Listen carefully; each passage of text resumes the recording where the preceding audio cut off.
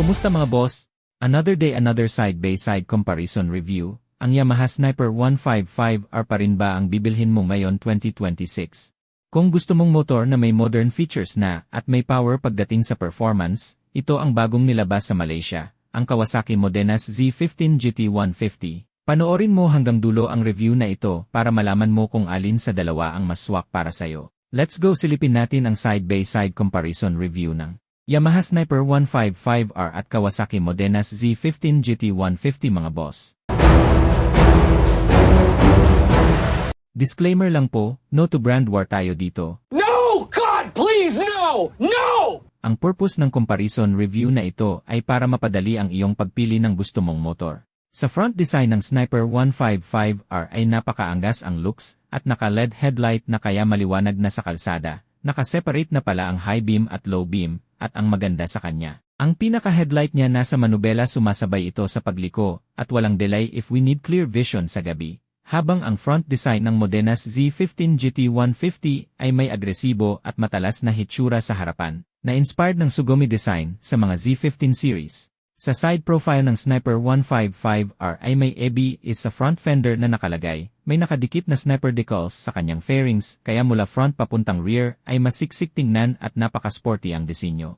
Habang ang side profile ng Modenas Z15 GT150 ay may matatalim na linya o sharp design, at may maskuladong hugis ang kanyang side fairings, kaya mula front papuntang rear ay may napaka-sporty na disenyo. Dumako naman tayo sa rear lights ng Sniper 155R ay inspired sa sports bike na Yamaha R15, habang ang Modenas Z15 GT150 naman ay may napakaganda na tail light at naka-full LED light na at pati na rin ang turn signal nito. Sa looks ay lamang ang Sniper 155, mas sporty ang looks pero depende pa rin yan sa perspective ng riders. Alin ba ang mas sporty mga boss? Yamaha Sniper 155R o Kawasaki Modenas Z15 GT150? Pagdating naman sa features, ang Sniper 155 ay naka-full digital panel, may smart key system, napaka-convenient na dahil keyless at may built-in charging port na pwede ka nang mag-recharge na yung smartphone habang nasa biyahe, at may anti-lock brake system o ABS features na dagdag safety sa riders, lalo na sa madudulas na kalsada. Habang ang Modenas Z15 GT naman ay naka-full digital meter panel,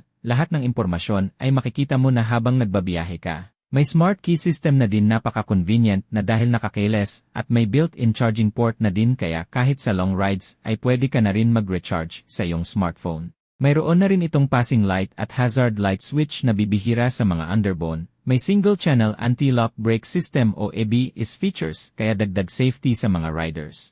Mas nakalamang sa features ang Modenas Z15 GT dahil mayroon na siyang hazard light switch na wala sa ibang underbone.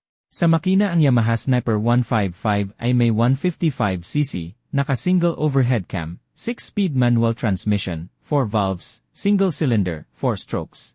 May cooling system na liquid-cooled kaya mabisa sa long rides, at iwas overheating. May variable valve actuation technology para maximize mo yung torque sa arangkada at talagang dumudulo sa high speed. Ikwat na rin ito ng assist and slippery clutch para sa smooth na gearing transition. Naka-fuel injected engine na kaya matipid na din sa konsumo ng gas, at idagdag mo pa na may maximum power na 17.7 horsepower sa 9,500 revolution per minute at may maximum torque na 14.4 Nm sa 8,000 revolution per minute, habang ang makina ng Modenas Z15 GT150 naman ay may 150cc, liquid-cooled na rin pero naka-dual overhead cam na. 6-speed manual transmission, 4 valves, single cylinder, 4 strokes at fuel-injected engine, na kayang mag-produce ng maximum power na 16.7 horsepower sa 9,500 RPM at may maximum torque 13.5 Nm sa 7,500 RPM. Ang Sniper 155-150 ay dihamak na mas malakas at mas mabilis sa Modenas Z15 GT150.